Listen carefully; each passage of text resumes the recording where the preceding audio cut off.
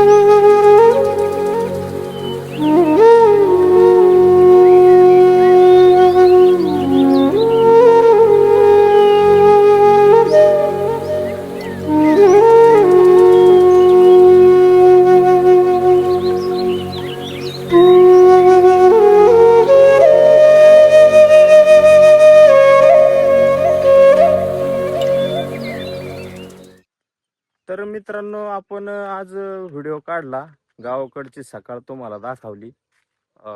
लय वेगवेगळ्या गोष्टी दाखवण्याचा प्रयत्न केला. जर तुम्हाला आपले असे गावाकडचे व्हिडिओ आवडत असतील तर चॅनलला सबस्क्राईब, शेअर आणि कमेंट करायला विसरू नका. तुमच्या कमेंटनेच आमचा कॉन्फिडन्स वाढत असतो. आणि माझं बोलणं असंच गावाकडचं असतंय मित्रांनो. तुम्ही माझे जेवढे व्हिडिओ बघता तेवढं असंच बोलणं असतंय. तर असल्या या भाषा तुम्हाला समजते का नाही कमेंट करायला विसरू नका. आणि चॅनलवर जर नवीन असाल तर चॅनलला सपोर्ट करायला विसरू नका. असेच व्हिडिओ भरपूर येतात. तर इथंच थांबतोय मित्रांनो, जास्त वेळ न घालवता.